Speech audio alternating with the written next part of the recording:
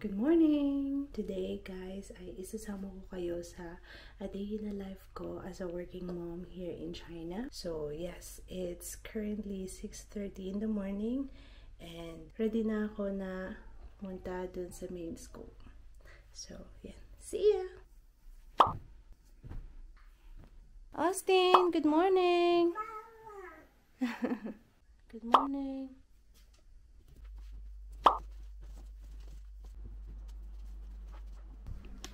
So, dito yung kwarto ni Mama. Dito lang ako nag-aayos habang wala siya dito. So, sorry, napakadumi ng salamin. Si Austin ang may gawa niyan. Mama, we'll go na. Kiss Mama. I love you, baby. I love you.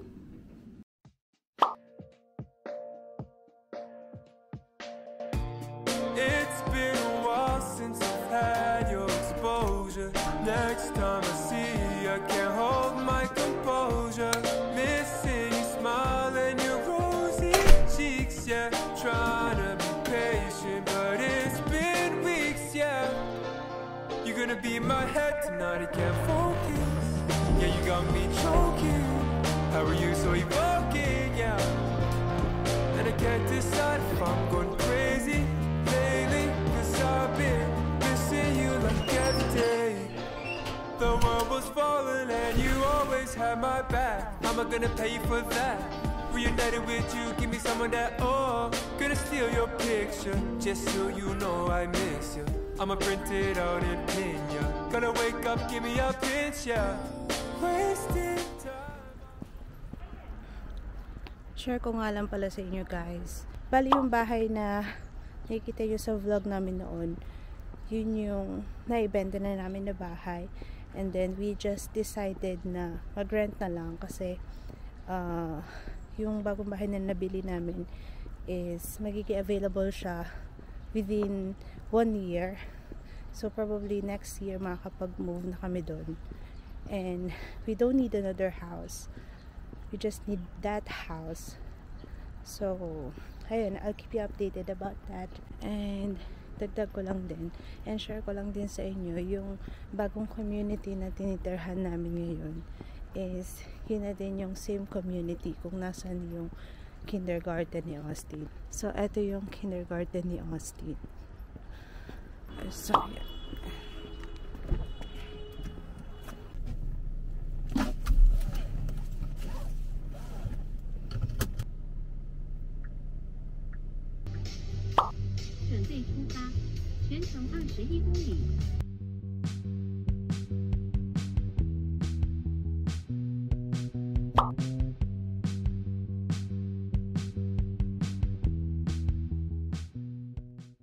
So ayun guys, during this time like rush hour, so traffic talaga nag-aalat ako ng at least 1.5 hour bago yung start ng meeting namin. And ayun, hindi ko pala na-ikwento sa inyo. So na-promote ako as head trainer. So medyo hindi ko talaga naasikaso yung vlogs dahil sobrang busy and nagmamasteral din ako ngayon. So sabay-sabay siya yung promotion and then yung pag-take ko ng master's degree. Pero kinakaya pa naman. Hopefully maisingit ko pa rin yung pagbablog kasi gustong-gusto ko talaga yung mga ganito yung nagtitake ng memories and yung mga scenes and yung mga bagay na nakakapagpasaya sa akin, and na-enjoy ko talaga yung mga pag-edit ng videos. So pag ganitong rush hour, sobrang ingat ko mag-drive kasi mostly Chinese drivers talaga. Pag nag-drive sila, talagang nagkasa, talagang ayan, yung nakikita yung mga sasakyan, mga nagmamadali talaga sila lahat. So kailangan mo maging alert lalo sa mga gilid mo at sa harap mo kasi bigla na lang yung mga sisingit, susulpot, ganyan. Kasi lahat sila ay nagmamadali na makapasok sa work. Pero, hindi naman ibig sabihin nun na they have the right para hindi i-follow yung traffic rules nila. So, ayun, dito sa China, there are lots of cameras. So, hindi ka talaga may excuse sa mga gantong bagay. Maraming cameras dito and wala kang ligtas. So, meron din mga area na bawal ka mag-cellphone or mag-play ng kahit ano dyan. So, kapag nahuli ka, dahil na-picturean ka ng camera, so another fine yun. Though hindi naman sa lahat ng places bawal kang mag-phone. Meron lang mga specific, like kapag nakita mo dun sa pinaka-map mo na nakalagay na nakakancel yung phone, it means bawal kang mag-cellphone while waiting for the traffic. They have the evidence once na mag-violate ka ng traffic rules. So, isasend nila yun sa app mo, sa phone mo, kasama yung place, yung time, and yung picture ng traffic rules na na-violate mo. And isa pa sa convenient thing kasi kapag kung sakali babayaran mo na yung fine within like sa range lang ng 200 RMB to 400 RMB, depende sa level ng offense mo. So, hindi mo na kailangan pumunta sa police station. Kailangan mo na lang siyang bayaran through Alipay or through their app. Ang pinaka-nagustuhan ko dito is napaka-fair nila sa lahat, sa drivers nila. Kasi once na nag-take sila ng photo as evidence, wala ka na magagawa. Parang, yun na yun. Tapos, share ko lang din, kapag merong mga accident dito, like mga minor accident lang naman, yung mga, kunwari, nagkagit-gitan or bumper to bumper, ganyan. Yung mga ganong incident, napaka-efficient din and convenient lang din yung transaction. Basta ang gagawin mo lang kapag sakaling na-involve ka sa mga accident, wag mong gagalawin yung sasakyan mo kasi kailangan mo yung proof na yun para sa pag-claim mo ng insurance. So, lahat ng sasakyan dito sa China ay may insurance. Kung sa Philippines, kapag nagkabanggaan kayo, pupunta pa kayo sa barangay, sa police station, tapos iisipin nyo pa kung paano nyo maisasettle, paano kung masyadong mahal yung sasakyan na nabangga nyo, ganyan. So, problema din kung paano isasettle yung bill. So, dito sa China, hindi ganun. So, dito kapag nagkabanggaan kayo, just in case, magtitake ka lang ng photo ng sasakyan mo na nabangga or na ibangga mo, tapos isend mo lang siya sa insurance, and then insurance na bahala makipag-usap doon sa another insurance na sasakyan na ka-involve mo. So, ganun lang siya ka-efficient. Hindi mo na kailangan magbayad ng cash to cash, ganyan. Walang cash to cash. So, insurance to insurance yung labanan dito.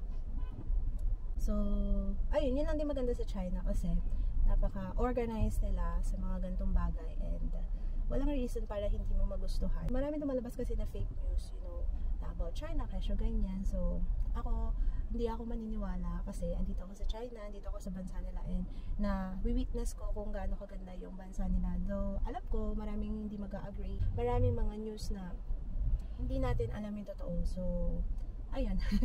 Quiet na lang ako kasi ayoko makipag-argue sa mga ganun. Huwag niyo po ko awayin. Hindi po ako spy ng China.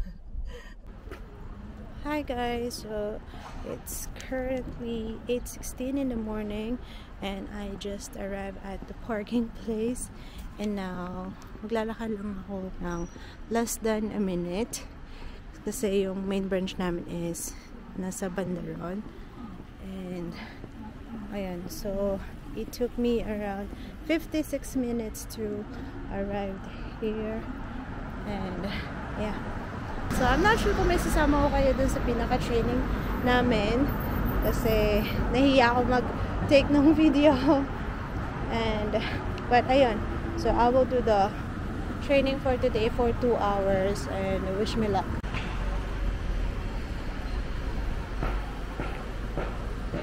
So, ayun guys, dadaan muna ako sa Starbucks and currently andito ako sa crossing and even yung pedestrian crossing nila dito ay supervised siya ng CCTV. So, makikita nyo doon, meron siyang camera. So, makikita nila kapag nag-jaywalk ka. Let's see. Diba? So, wala ka talagang lusot kapag may mga rules sila dito sa China. No excuse. Mag-track din nila yung face mo. So, dito na ako sa Starbucks.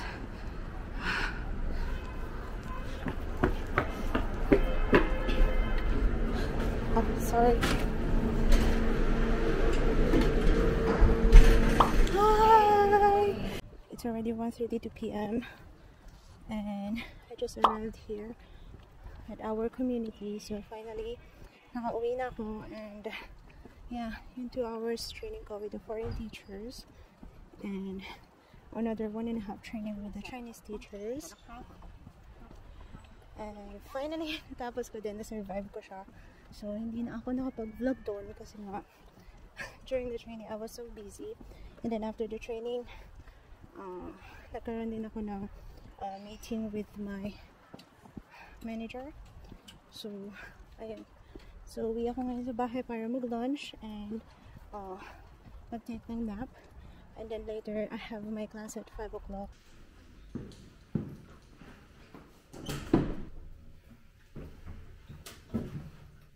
It's not cold. What are you doing? Late. You're playing with the plates?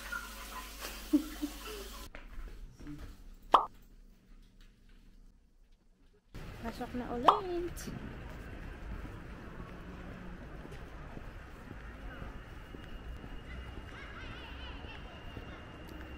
I'm here.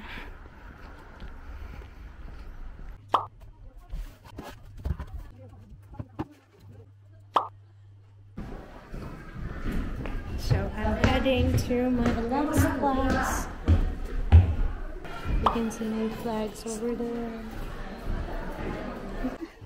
Hello, Zoe. Let's go.